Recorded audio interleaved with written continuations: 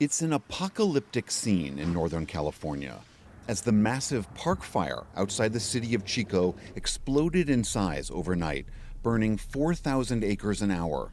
I'm going to end up getting caught. Firefighters faced triple-digit temperatures as neighborhoods went up in flames and gas tanks detonated in the heat. Yesterday, wildfire cameras caught the formation of a so-called firenado, a massive vortex of flame and smoke. The park fire was only 3% contained by this morning, forcing thousands of people to flee. We said a prayer over our house, and we just prayed to God.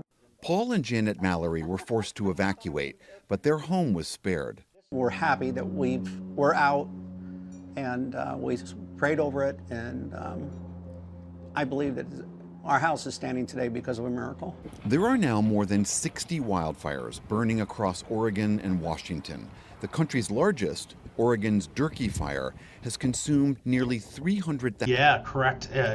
Once it's in the bloodstream, it can get into the maternal and fetal circulation and have effects on the offspring. And not only does it have cardiac effects, but it also has, we've shown that it predisposes animals to development of a neurocognitive phenotype similar to an Alzheimer's disease animal. One recent study showed that exposure to smoke-filled air can also shorten a person's life. It estimated that between 2008 and 2018, wildfire smoke in California was responsible for over 50,000 premature deaths, equating to an economic impact of over $400 billion.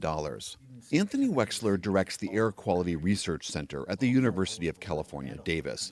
He wasn't involved in this study, but says this is further evidence of how climate change is impacting human health. Climate change is changing everything about the weather patterns that we're used to. Wildfire smoke emits a lot of PM 2.5, and so just extending those correlations, the higher the concentration, the more people will die from heart attack. And the wildfire smoke makes a lot of this PM 2.5, and so we're going to see excess deaths. So how do you know if the air you're breathing today is risky? Researchers measure that using what's called the AQI, or Air Quality Index. The higher the number, the more dangerous the air. 50% or so of the U.S.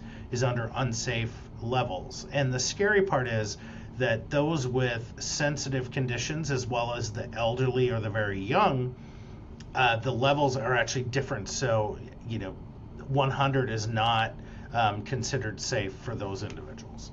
That's a huge number of Americans today breathing this dangerous air. It is. It's very scary. Researchers say limiting the time spent outdoors, wearing a mask when you can't, and making sure air conditioning and heating systems have high-quality filters can all help. But until these massive fires are brought under control, the air that many Americans are currently breathing